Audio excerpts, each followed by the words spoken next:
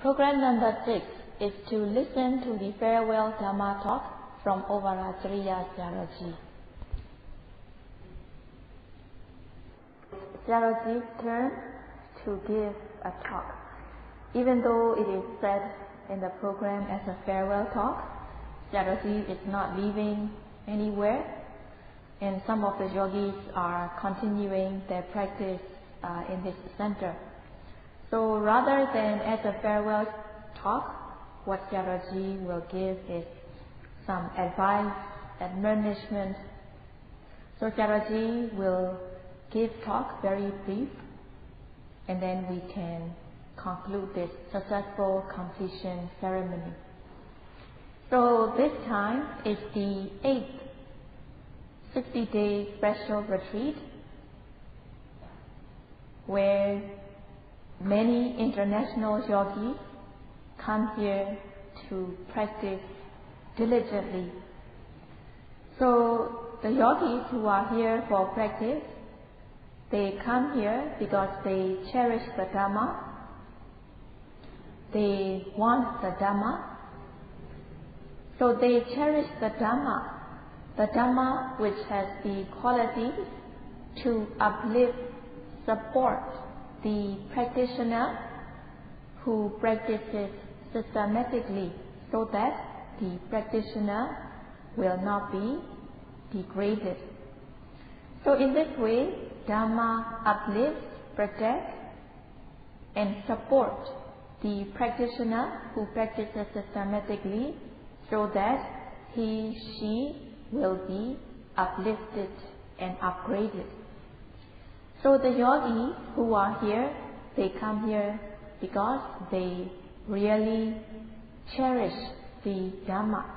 They really cherish the method of practice. And then these yogis practice according to these methods. So they put the theory into practice. So in Pali it is called Dhamma Kama. Dhamma Kama means wanting, cherishing, wishing, have a strong will to get the method of practice as well as the actual practice. So yogis who are here because they really wish for true knowledge, they come here for practice. Some of the yogis practice 60 days, and some of the yogis even practice longer than 60 days. So as much they practice diligently, the more they will be uplifted in body, speech and mind. And as much they practice diligently, they will get benefits to the extent they practice, so that they develop both the mind and the knowledge. In Pali it is called Bhava Hoti. It means that one is improving, progressing from the initial state. They progress into a better state. So it's a kind of prospering into a better state, so that the mind becomes from small to big, from tender to ripe, from less to many. In this way, both the mind and the knowledge become developed and cultivated amazingly. So by knowing the correct method of practice and putting this knowledge of the method into practice, then it is the cause for one to prosper and develop. So it is just like the teaching of the Buddha. So Sayadaw is glad to see this come to a reality. So Buddha said that Dhamma Dissi Parabhavo, which is the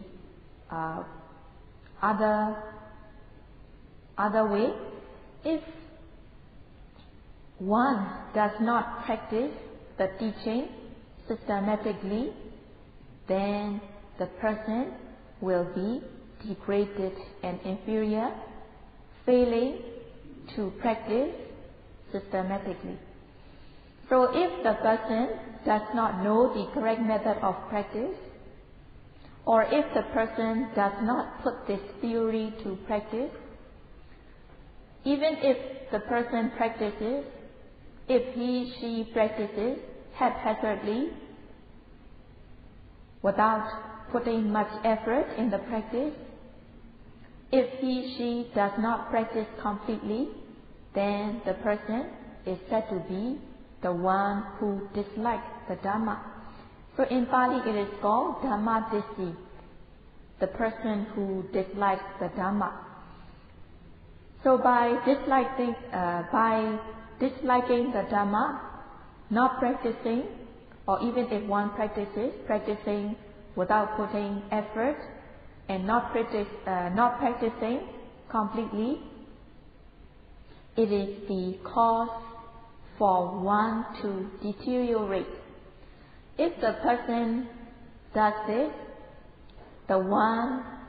this person will become inferior, degraded, become deficient in many ways. So, lack of Dhamma practice, one will be inferior, degraded, and deficient in many ways. So, in order to uplift oneself, one needs to practice this high quality Dhamma. One needs to practice the Dhamma, which is very precious. One needs to practice diligently, systematically, so that the practice will be complete. So, here in this successful completion ceremony, Sayadaw is glad to have the opportunity to give some guidance before some of you have ended the retreat. So Sayadaw would like to encourage you to practice further diligently so as to develop both the mind and the knowledge.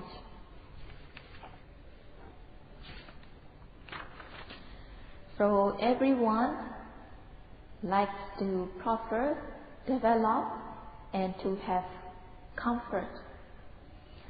So nobody likes to be deficient, to have loss. They will always like to prosper and develop.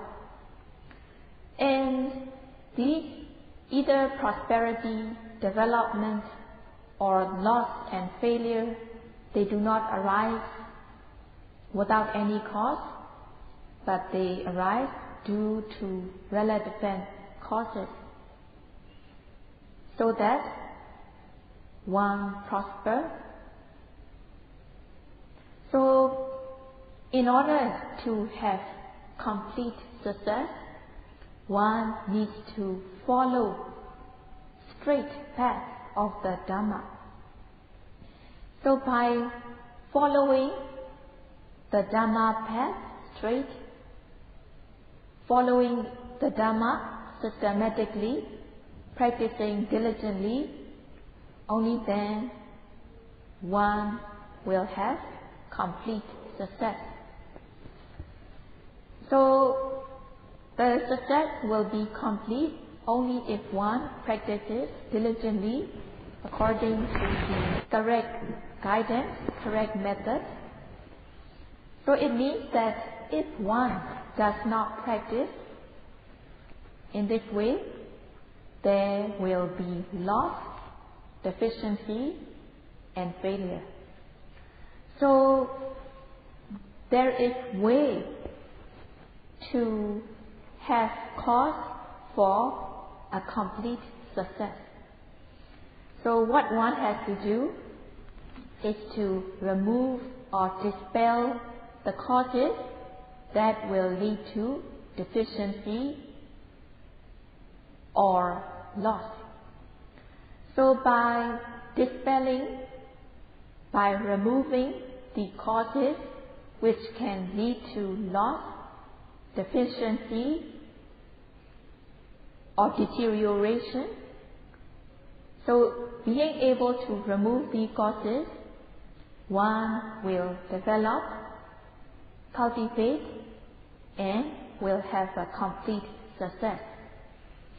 So the more one fulfills the causes to develop the mind and the knowledge, as much one fulfills these causes, one's life will be uplifted, one's life will prosper and have a complete success. So it is very important for the person to practice diligently so that one's life will be complete with success. So when it is said one is complete with success, Sayadaw defines the word complete. So to be complete as a monk or as a lay person, one needs to practice Sthana, moral conduct. And to be complete, one needs to practice the three trainings, Sila, Samadhi, Panya, morality training, concentration training, and Panya training, so that one will be complete with success. So in order to have success, one needs to have victory over the internal enemy, which is the nearest enemy. So by practicing the three trainings, Sila, Samadhi, Panya, one can overcome, one can have victory over the internal enemy. So the external enemy, one meets external enemy only from time to time. And these external enemies are not as frightening as the internal enemy. So what is more frightening is the internal enemy, such as the defilements, raga, dosa, moha, lust, anger, and delusion. If one indulges oneself in these defilements, raga, dosa, moha, then one can end up committing transgression by body, speech, and mind, so that the person will become morally degraded. So when this happens, the person will not be a true human. He, she will not have a humane mind, and he, she will not have a human knowledge. So in this way, there will be rudeness, grossness, suffering. So there will be rudeness, grossness, and suffering. So fear will follow. So everyone dislikes fear. Everyone does not like to be afraid. So if a person wants to stay freely from fear, what he, she needs to do is to overcome the internal enemy, which are the defilements such as raga, dosa, moha. So to be able to have victory over the internal enemy, one needs to practice the three trainings, Sila, Samadhi, Panya, so that one will gain upper hand of the internal enemy. The more one can practice, the more one will be free from internal enemy. So one's body, speech, and mind will become proper as much as one can practice. So if one is free from the internal enemy, one will also be free from frightening danger. to be complete means without any deficiency. So to be complete, one's body, speech and mind should be blameless, pure, clean, tamed and gentle. So if one is able to practice so that his body, speech and mind will be complete,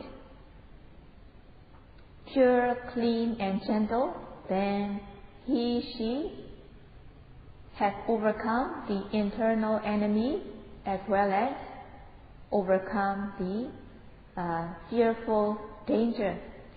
So internal enemy is connected with the external danger. So by practicing Satipatthana meditation, one is said to be overcoming the internal enemy to a certain extent, so that the deficiency will also become less and less. So in order to have completion, one needs to overcome the internal enemy totally. If one cannot overcome the internal enemy, one can meet with frightening danger, and there will always be fear.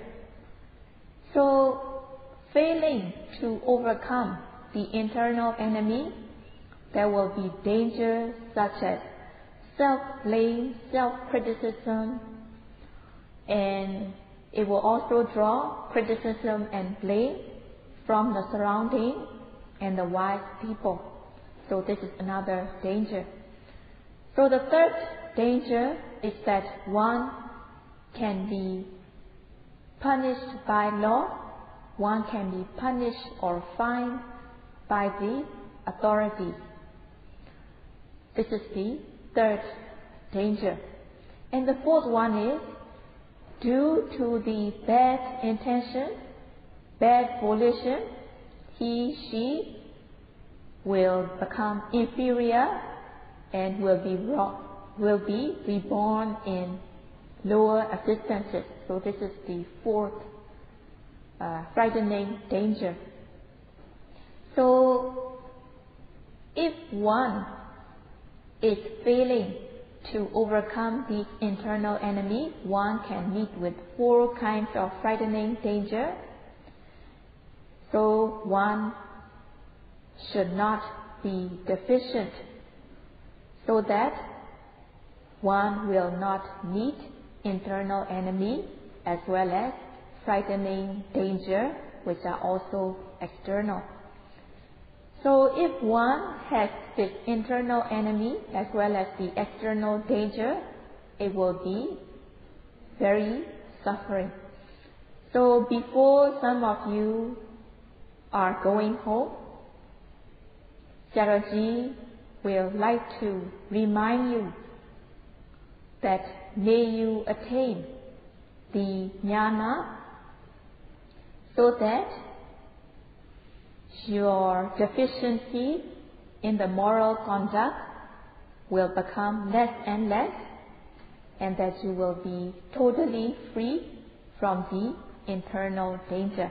So may you be able to get to the stage of jnana where you will not have any deficiency in the moral conduct, so that you will be free from the internal danger, internal enemy, as well as the frightening danger. And Sayadaw will like to give some guidance in addition with a riddle. So this riddle goes: if one is deviated, or if one slip away from four things, then one will also be departing, or one will be also apart with 8 things. Being slipped away from 4 things and become apart from 8 things, one will also lose happiness and comfort.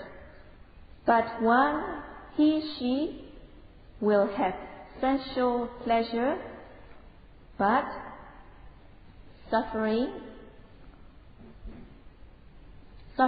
increases. So you should figure out what this riddle means by when one slips away from 4 things, one also becomes apart from 8 things. So if one is in that situation of slipping away from 4 things and becoming apart from 8 things, she will also lose the genuine kind of happiness. The genuine kind of happiness means the kind of happiness that is free from sensual desire. So it is called Nikkama Sukha, the kind of happiness that is free from the defilement. So this happiness includes the happiness that one can gain, staying in seclusion, staying alone, and the kind of happiness one can gain from being free from kilesa, defilement. So these are called Paviveka Sukha, the kind of happiness that can be gained through seclusion of the mind and the body. So by noting, by being mindful of whatever object that arises, when one is gaining knowledge, then she is overcoming lust, raga, anger, hatred, aversion, dosa, and delusion, moha. So the person is overcoming such defilements by gaining knowledge, so that there will be peace and happiness in the practice, and one will come to discern mind and matter and develop insight knowledge stage by stage. There will be a lot of satisfaction and joy when the person gains the stage of Udiyataya Jnana, insight knowledge into fast arising and passing away of objects. So when the person gains Udiyataya Jnana, the person will be satisfied, joyful. So this kind of Dhamma pleasure is unrelinquishable, unique kind of pleasure and happiness. And as the yogi continues to practice, yogi can attain and realize the Nibbana. So when the person has attained Nibbana, it is said that the happiness is complete. It is said that one is having a complete happiness that is genuine. It is called Sambodha Sukha, the happiness that can be gained by discerning, penetrating the 4 noble truths. If one slips away from 4 things and also become apart from 8 things, then she is losing such kind of happiness that can arise by discerning the 4 noble truths. The kind of happiness which has more assurance, the kind of happiness that has a guarantee. So the person who is slipping away from 4 things, who is apart from 8 things, she will be losing such genuine happiness.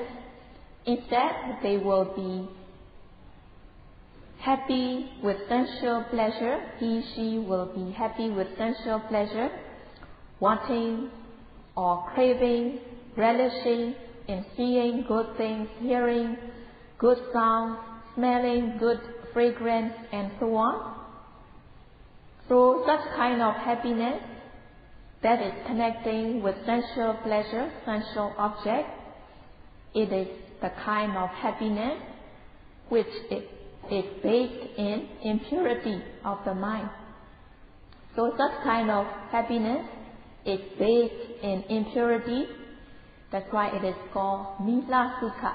Mila also means asuchi in Pali, which means excrement or feces.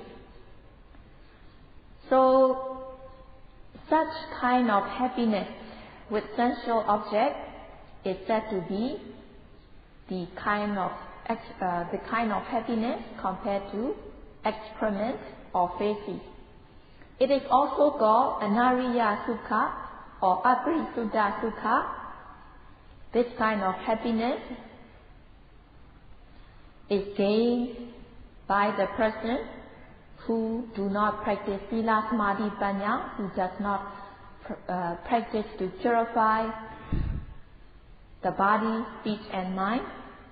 So such kind of sukha is called Anariya Sukha, impure, unnoble kind of happiness. So such person will be relishing in sensual pleasure. He, she will be relishing sensual pleasure so that suffering will increase. Even though he, she is having happiness with sensual pleasure, these happiness are fatal and dangerous, so they are not true happiness. So Sayadaw asks you to figure out this riddle yourself. Another way, there are two kinds of happiness, Vedayita Sukha and Avedayita Sukha.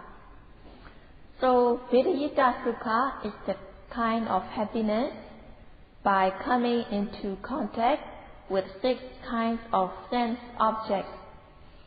So when seeing good sights, beautiful sights, when hearing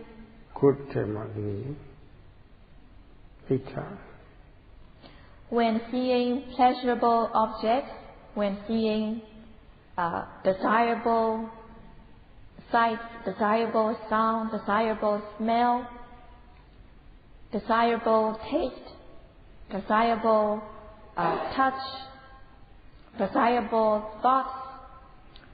So when coming into contact with such desirable things, the kind of happiness one gains is called Vedayita Sukha.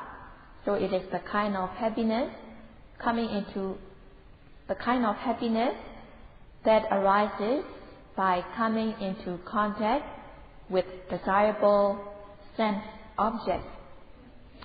The other one is Avedayita Sukha, which is Avedayita Sukha is the kind of happiness that has nothing to do with coming into contact with these sense objects. So the first one, Vedayita Sukha, is enjoyed by everyone. Even the insects have their own sukha, and such is called Vedayita Sukha, the kind of happiness by coming into contact with the sense object.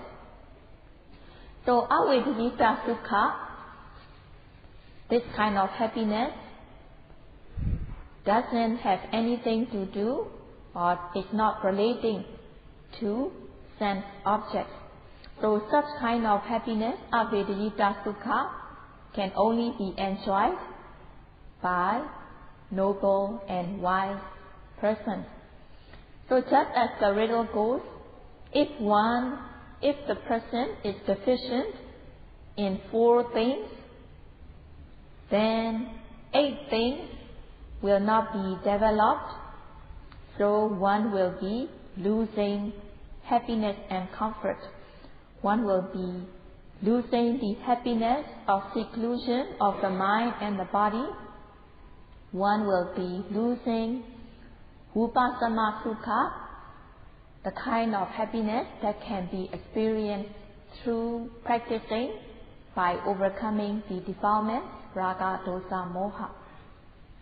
And she will also be losing Sambodha Sukha, the kind of happiness by gaining knowledge. So she will be losing such kind of good happiness, which has a guarantee. So Vedayika Sukha means the kind of happiness by coming into contact with six sense objects. That's why they are called sensual pleasure, sensual happiness. So the person, she will be having pleasure in these sensual pleasures, so that the happiness, there will be more suffering will increase.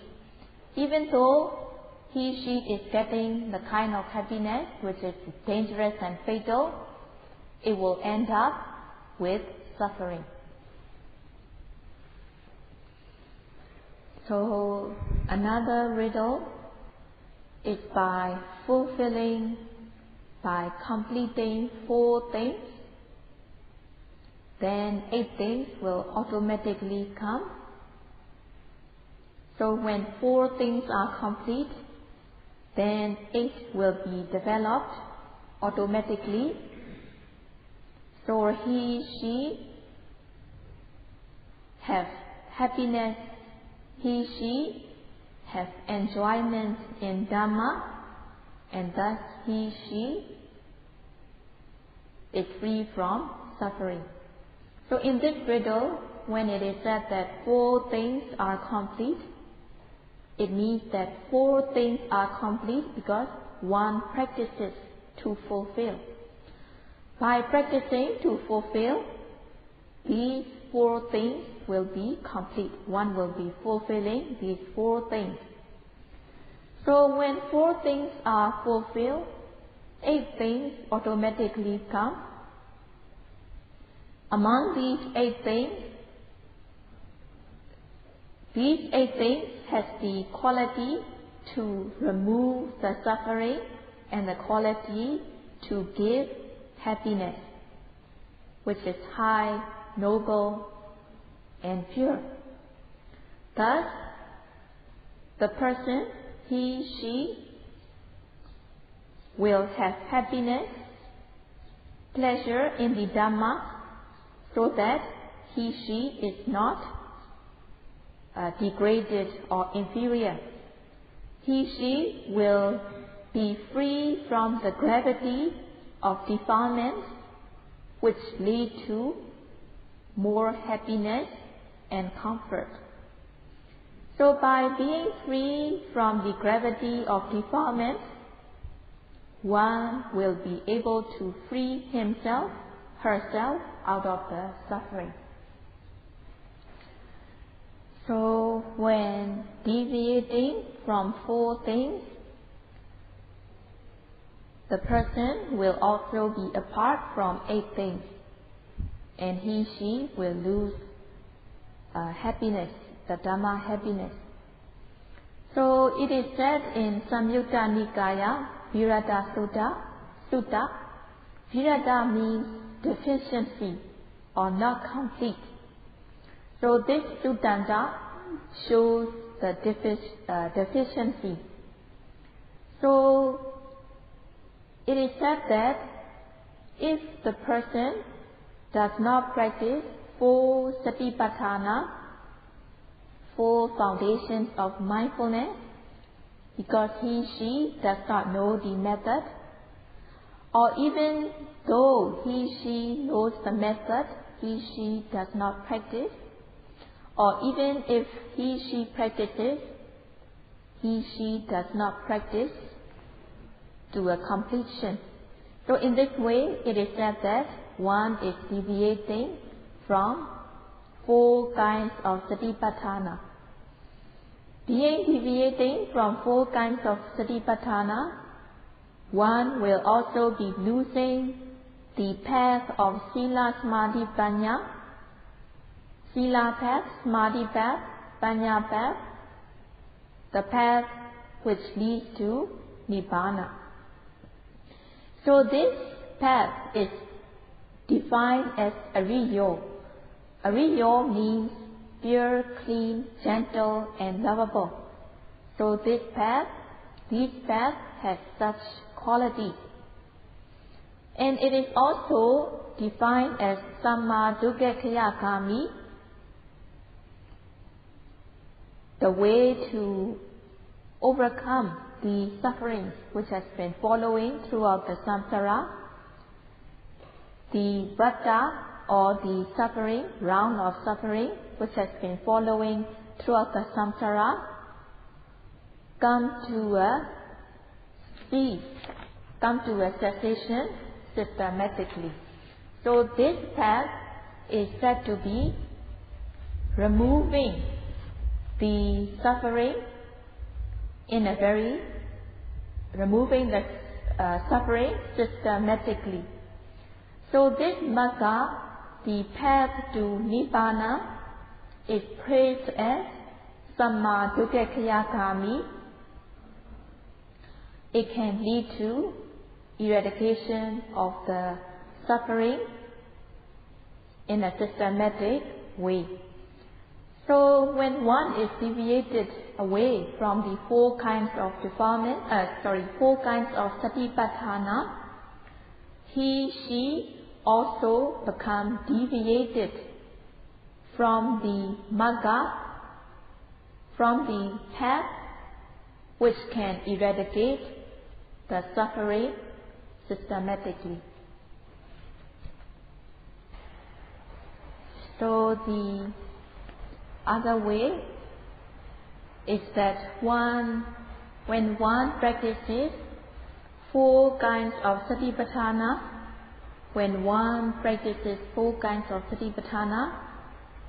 fulfilling the 4 kinds of satipatthana so that it will not be deficient, then one is said to be also developing the path that is leading to Nibbana. So it means that by fulfilling 4 kinds of satipatthana, 8 noble paths are automatically developed and fulfilled. So this path is defined as Ariyo and Parisuddho because it is pure and clean in every way, in every aspect. That it is pure, clean, gentle, free from suffering but peaceful. So if one is dirty or impure, it will be inferior and degrading. But the path that is pure, clean and gentle, it is Uttamo, it is high and noble. If one is impure, one will be degraded. If one is pure, clean and gentle, one will be uplifted. So that's why Parisuddho, by being pure, clean, it will be Uttamo, it will be high and noble.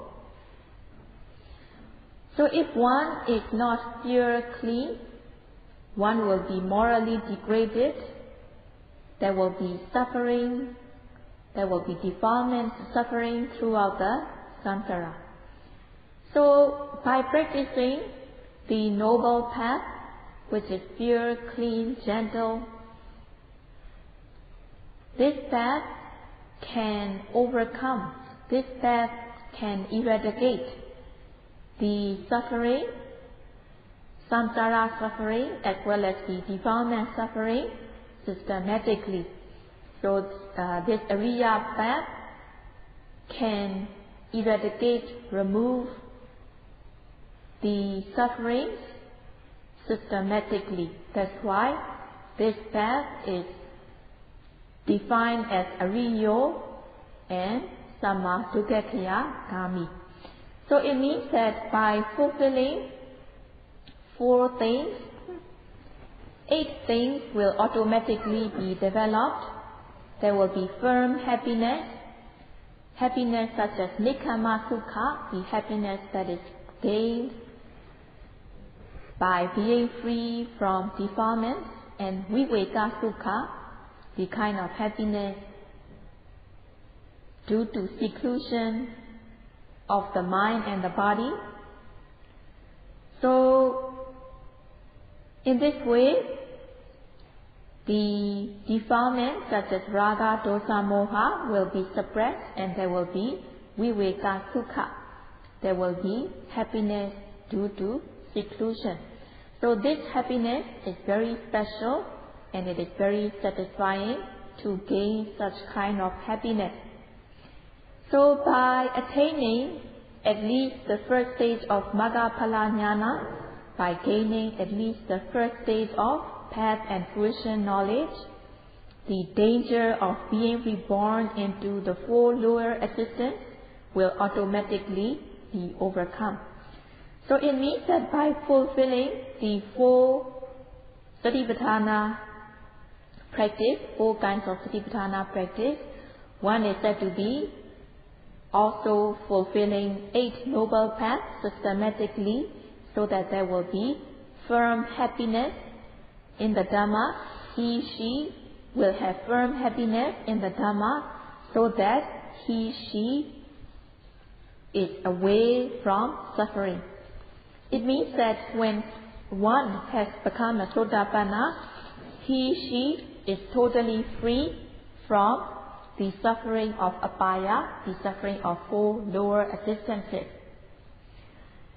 So the kind of happiness that has to do with sensual objects is called Mila Sukha.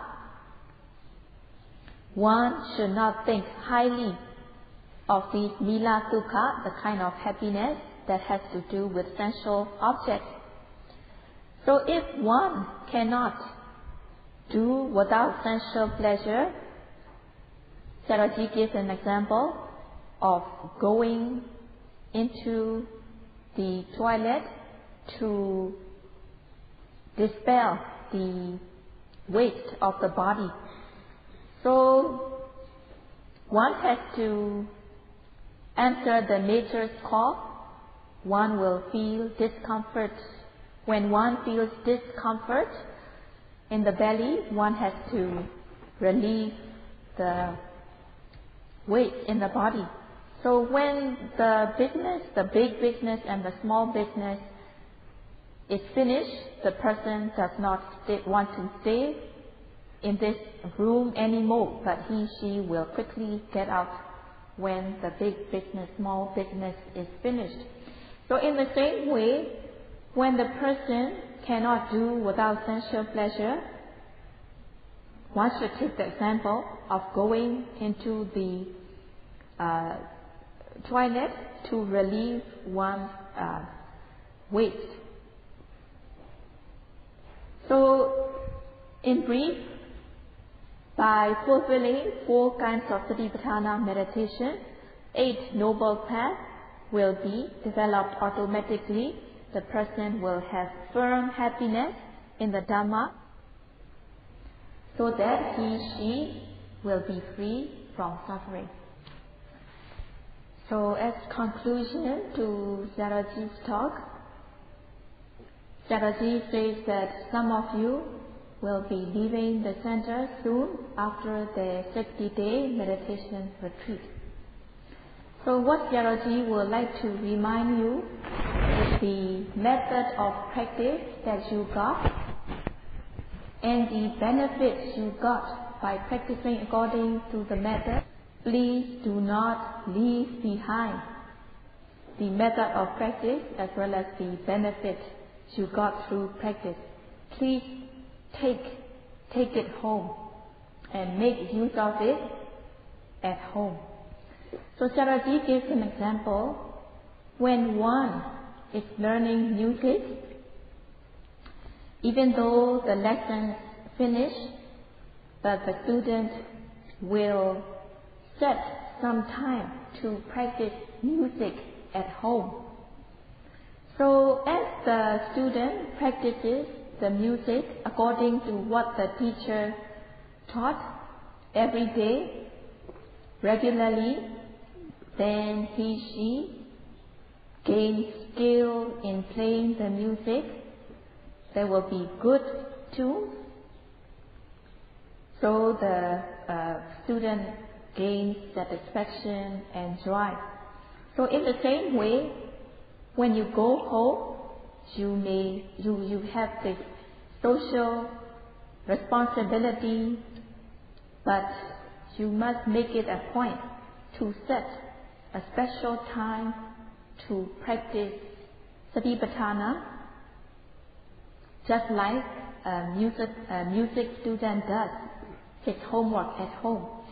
So in this way, in the same way, please take with you the method of practice, and please make it a point to set a special time to practice Satipatthana meditation according to the instruction given. So Sayadaw is giving you some homework to do regularly to make use of the practice here. And also Sayadaw will like to remind you something. When you go back home, the family, the relatives, your friends will be watching you.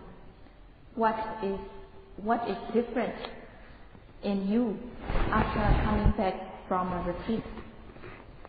Because one has not totally eradicated the kilesa defilement, the way you move, the way you behave may be the same, or there may be some improvement in the way you behave. Whatever it is, please do not pretend, but please try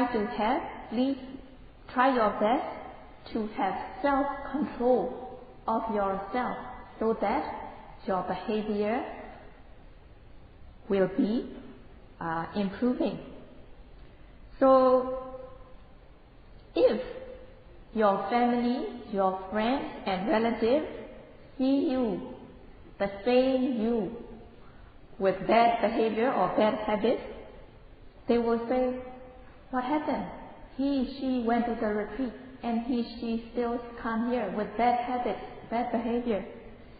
So if they are seeing this, they will not have the will to practice the Dhamma. So it's not a way of encouraging your family or friends to practice. So that's why you need to have self-control, so that seeing your good behavior, seeing your good habits, they will also feel motivated to practice the Dhamma. So Sayadaw said, may you be able to behave polite and gentle, so that it will be like persuading others by seeing your good behavior. So in this way, Sayadaw would like to remind you to do your homework by practicing diligently, so that you will have internal peace within your own world. If you have peace within your own world, you are also said to be contributing to peace in the surrounding.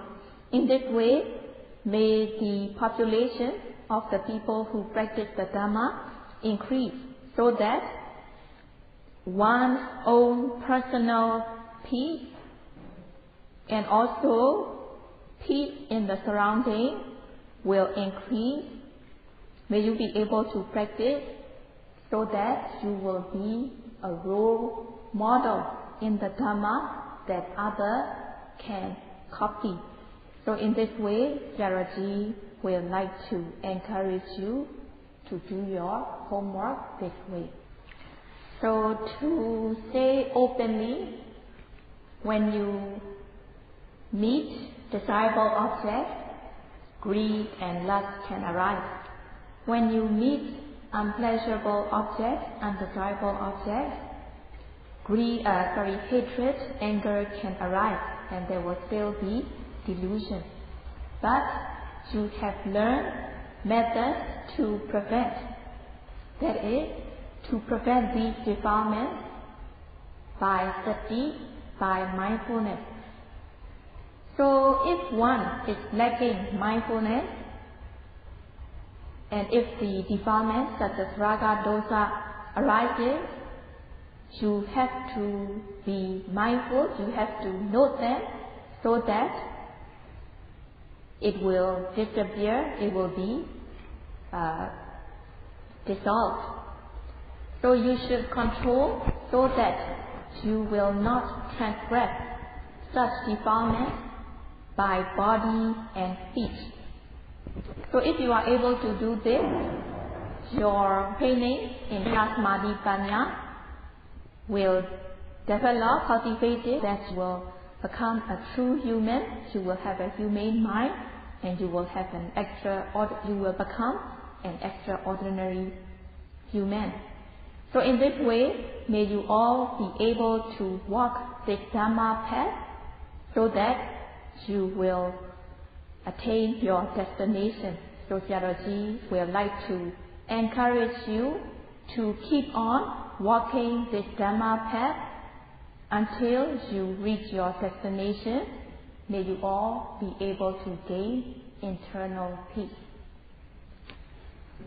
Sadhu, sadhu, sadhu.